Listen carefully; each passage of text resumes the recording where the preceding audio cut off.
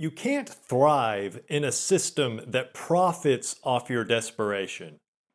A lot of people are having a hard time right now.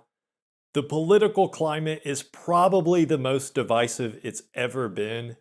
Radicalism is mainstream in every direction. The economy is trash. The rich are richer than ever before, while more and more people become poor every single day. Men are giving up on even trying to work. Men are giving up on dating because it's gotten to the point it feels impossible for a lot of us to even hope to get any attention from a woman. And women don't even care about dating anymore for different reasons. For them, it's because they're brainwashed from an early age to not value men or family. They just value being a girl boss and promoting whatever the current political narrative of the day is. It's excruciating trying to survive in this world right now. Our culture thrives off of men's misery. The people at the top want us miserable.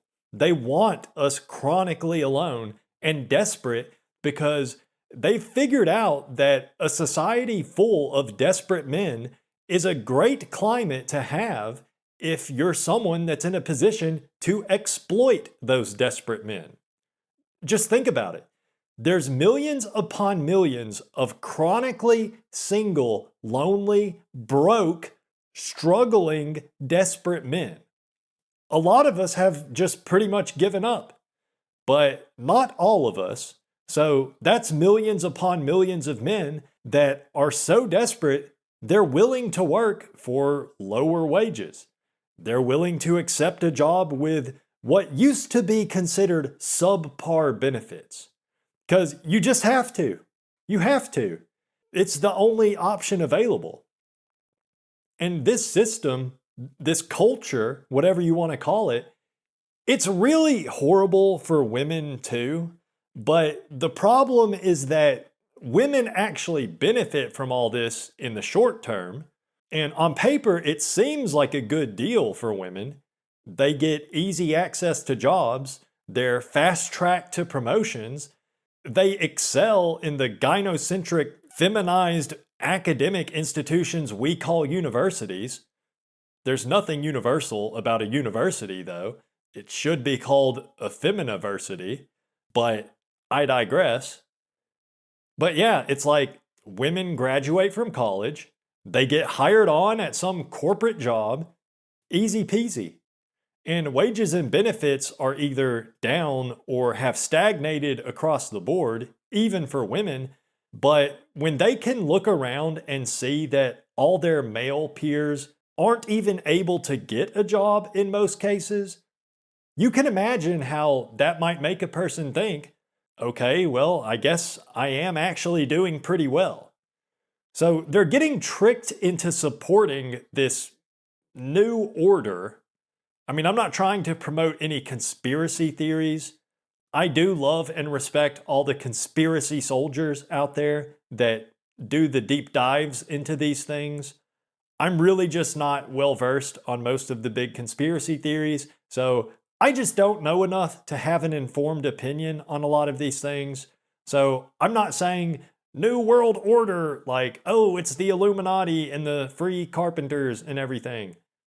I don't know about all that. But if you compare the culture of today to, say, 30 years ago, the 90s, for example, we are living in a new world order. I don't know how much of that was planned versus it just kind of happened, and then technocrats and billionaires seized on certain opportunities as they came along. I don't know. I don't really care. It doesn't make much difference to me because, I mean, it does just feel hopeless. I don't think there's really much I could do to change things. I make these videos, I spread this message, so maybe that can help in a way. Probably not, but I'm really not doing well right now. I haven't been doing well for a long time. I didn't even realize how lucky I was back in the late 2010s when I had a decent job. I mean, even back then, my salary at that job was actually below average for what it was, but at least I made enough to live on my own. It obviously wasn't enough to make me any more attractive to women, but I guess there's only so much you can do when you look like I do. We're living in the acceleration phase right now.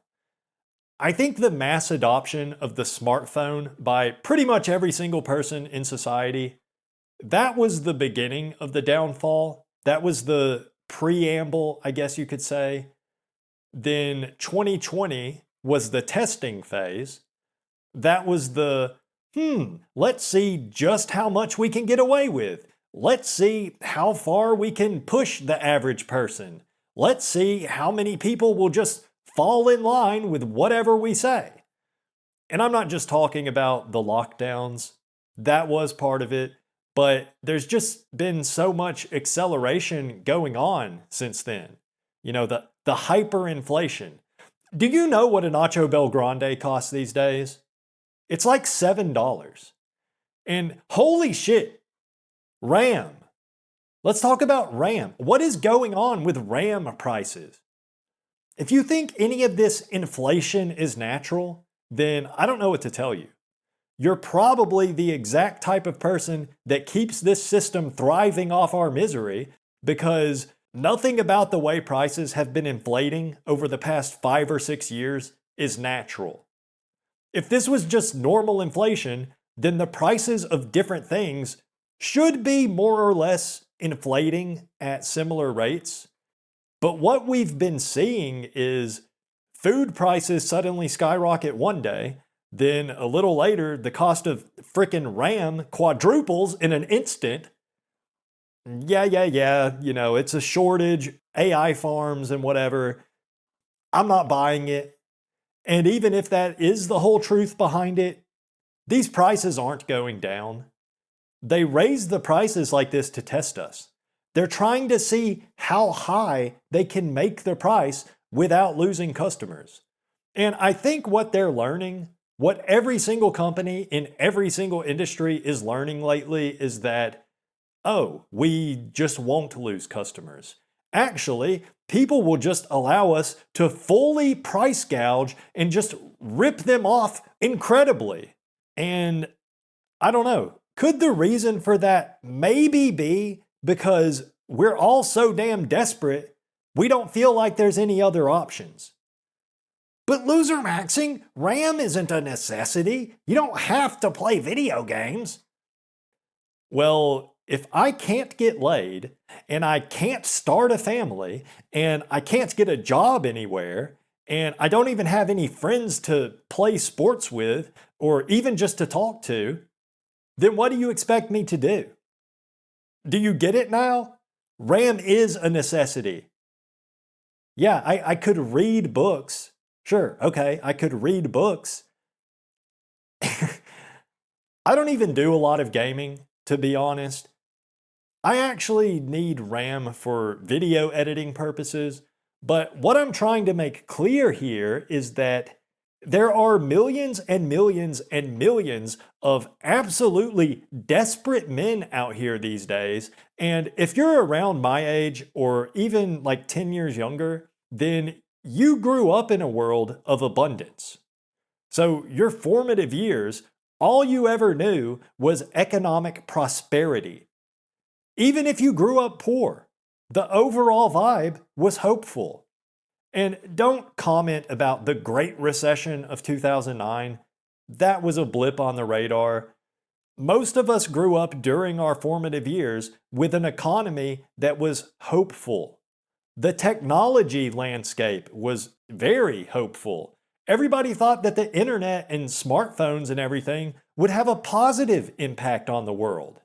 And I mean, golly, could we have been any more wrong?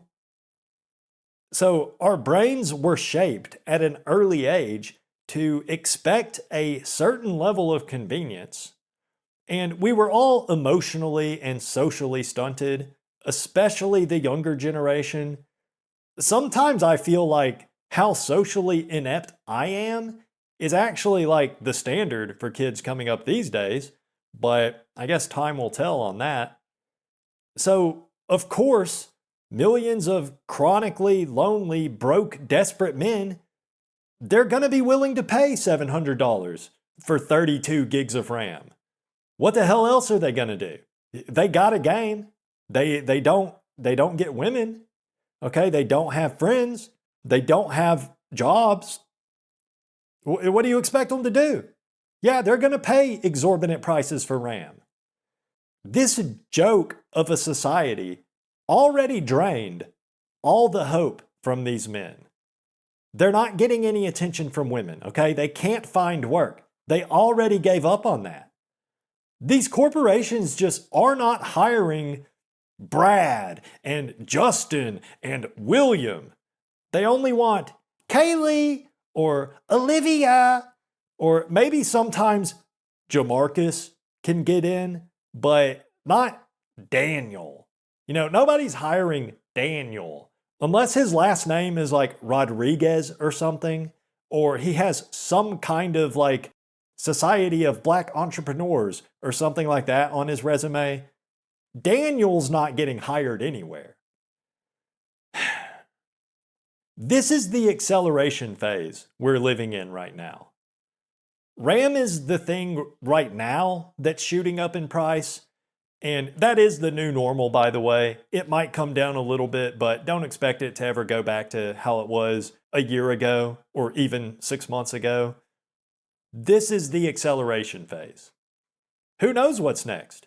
Housing already had its RAM moment. Food had its RAM moment. And of course, any of these things could go through another cycle of hyperinflation at any time. I don't see why they couldn't. Who knows what's next? Cabinetry? Cookware? I don't know. Plane tickets? Who knows? Probably yes to all of it. For all I know, cabinetry is already having a RAM moment. What about utilities? That'd be my guess. I bet it's coming soon. Imagine if everyone's water bill and electric bill all suddenly goes up to like 300% of what it used to be. Would anyone actually be surprised if that happened? I wouldn't. And I don't think anyone else would be surprised either. I'd almost be surprised if that doesn't happen. We are in the acceleration phase right now. We're all just desperate as all get out already right now. And you know what's going to happen if utility prices go through the roof all of a sudden? Probably not much. A few people will get a whole lot richer as a result, and the rest of us will just be even more broke. A lot of people will go homeless, but nobody will really care. Nothing's going to happen to change anything or make anything better. We're all too broken and desperate already to organize in any meaningful way. And only half of the population is even in a position to really care about how bad things are getting right now. None of this is good for women, but they do at least have the opportunity to at least find employment. And then mainstream media and all of society and all its institutions, academia, etc., women get a lot of support through all of that. Everybody loves and supports women. So they at least get some level of a sense of fulfillment. And most importantly, they can still date and have flings and find romance and explore their options till their heart's content. And that oxytocin is a hell of a drug. Give someone just a little bit of attention and affection from the opposite sex, that's worth like 1,000 gigs of RAM. So women aren't going to be trying to fight against the system. They're doing all right in comparison to men. It's not bad enough for them yet, okay? And it's not even every man that's struggling.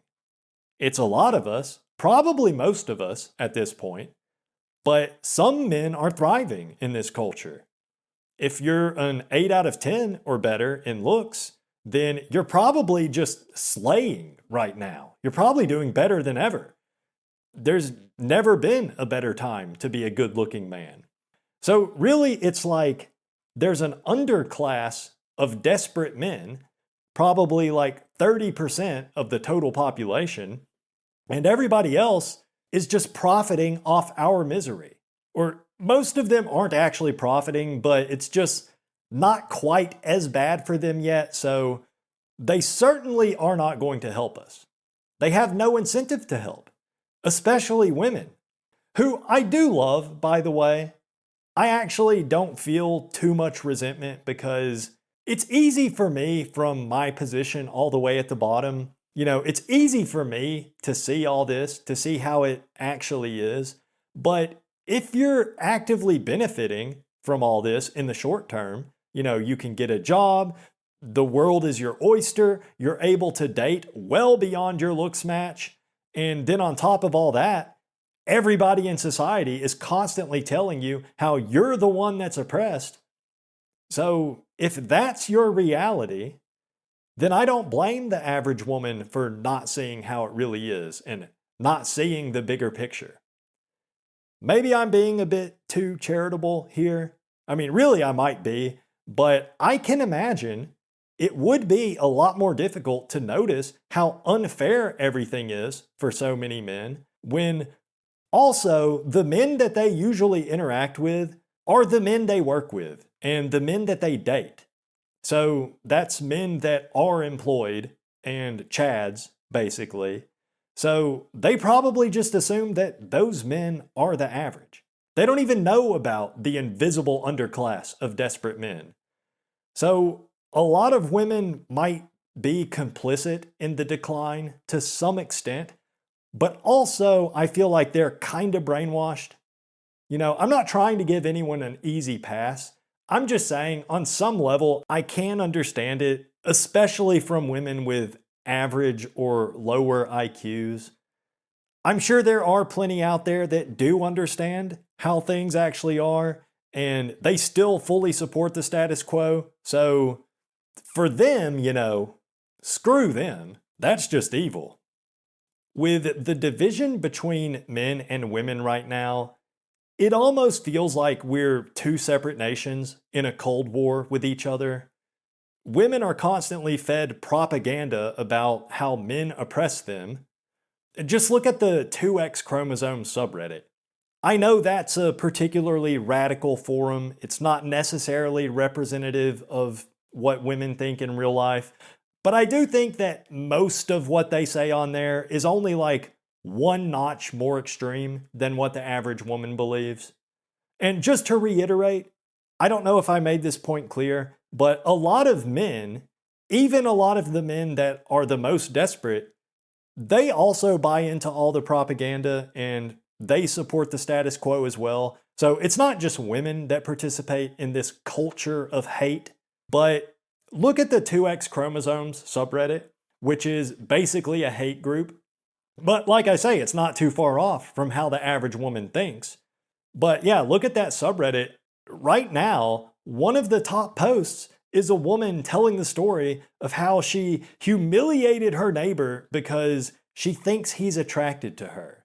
Apparently, he asked for her number before. She said no.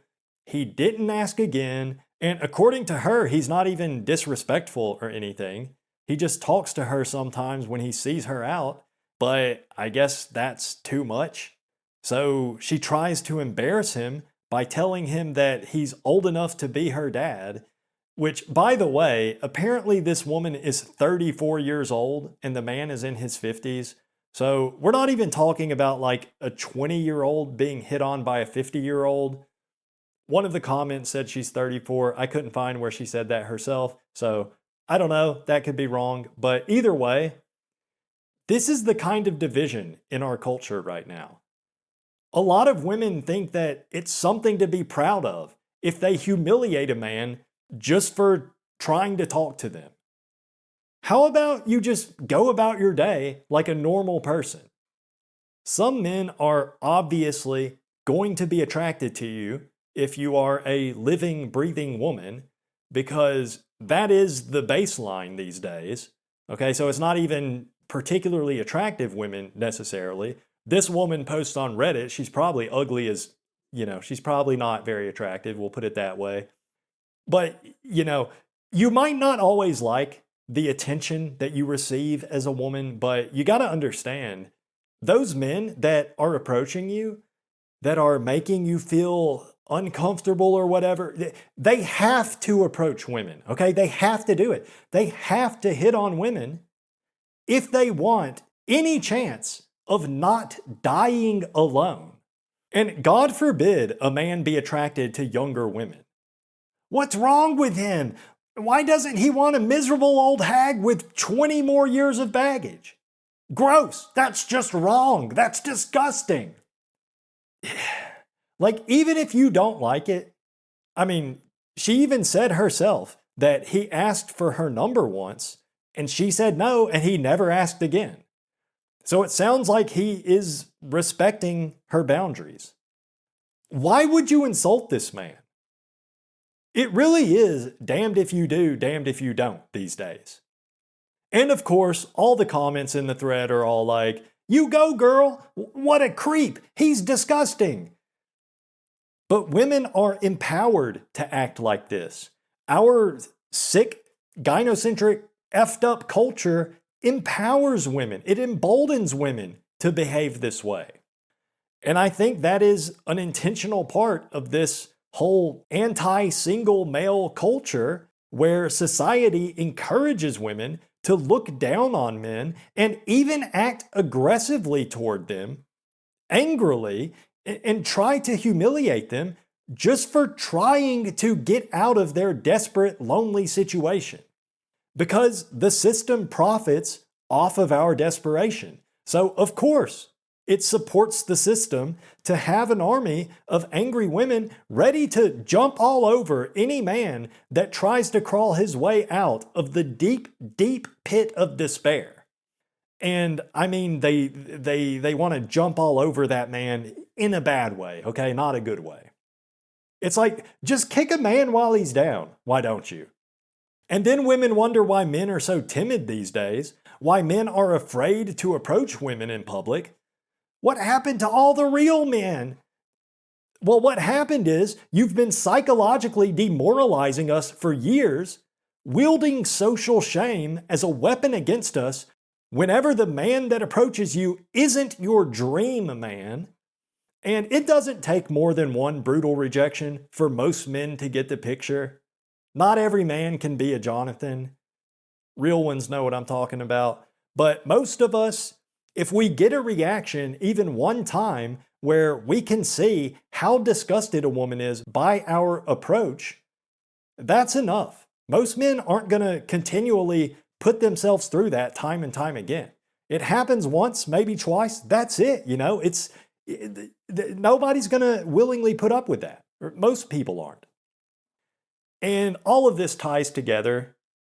Men can't find employment, so they give up. They can't get any women to date them, and if they try, they end up getting laughed at or worse, so they give up on dating. Okay, so then at that point, might as well take on $800 of credit card debt to purchase a measly 32 gigabytes of RAM so you can see the jiggle physics on your favorite waifu on Genshin Impact or whatever in the highest quality. If I can't get a job and I can't get a woman, then what do you expect? If the best I can get is 4K resolution, 60 frames per second jiggle physics on my anime waifu, then you better goddamn believe I want the ray tracing. I want I want to be able to see the individual little goosebumps on my waifu's thigh. Give me all of the RAM, okay? At some point, when you get that desperate, $25 per single gigabyte of RAM starts to sound like a pretty sweet deal because that's all you can get. If it makes the jiggle more better, then me personally, that's not my thing, but I can see how that might be worth it to some guys. And before anyone comments about how out of touch I am, or, it's not that bad. I got a good job right out of college. It wasn't easy, but you just got to focus and stay positive, blah, blah, blah. If that's what you think, then please take a moment to consider that maybe you're the one that's out of touch. Because I have a freaking master's degree in computer science. I have a ton of personal projects over the years that I have listed on my resume. I've applied to probably hundreds of jobs, maybe thousands, and nobody will give me a chance. So I'm not going to be swayed by some random one-off success story in the comment section. Every single time when you dig a little bit deeper behind those comments, behind every success story, there's always some key tidbit that was hidden at first, like, well, my uncle worked there for 30 years and then he used his connections to get me an interview, but I don't really think that has anything to do with their decision to hire me. There's always something like that you people don't want to admit at first. So I'm done with hearing about how actually it's really not as bad as you make it out to be. Yes, it is. It is that bad. It really is. Maybe it's not for you, but I know for me, it is. And it's not because of my self-pity or whatever other subtle little insults people always want to make. It really is hard to land a job right now, especially if you're not already employed. And I'm just going to throw this out there. Might be kind of unrelated. I mean, it's relevant to the topic, but yeah. Screw AI. AI is the next smartphone. The mass adoption of the smartphone was the beginning of the end, and the proliferation of so-called artificial intelligence is the nail in the frickin' coffin. Say goodbye to any hope you ever had of living what would have been considered a normal life even 20 years ago. Okay, that's done. That's over with. You can forget about that. AI can do any job you can do, and it can do it half as good, but a whole lot cheaper. So that is great from the perspective of these phony, fraudulent corporations. It's great for them to lower their overhead. I think a lot of girl bosses are going to receive a big wake-up call pretty soon when companies start treating them the same way that men have been treated for the past 20 years. And the companies start holding AI in the same regard they currently hold women. When all that happens, it's going to be a big wake-up call. And watch, you can mark my words on this. We are about 5 years away from seeing the beginnings of the AI civil rights movement. And we're maybe 10 to 20 years away, if that, from the AI civil rights movement being successful. Okay, mark my words. That is going to happen, and it's probably going to happen far before AI actually gets anywhere close to the point of even almost resembling a human being. And if you think things are bad now, just wait, because I have a feeling it can get a whole lot worse. Because actually, human men could be even more expendable. You think you're lonely now? If you love and respect women, then make sure you like the video and check out some of my other videos. If you like this one, then you'd probably like some of my other videos too. Maybe the suggested video showing on the screen right now would be a good place to start. But either way, thank you for watching.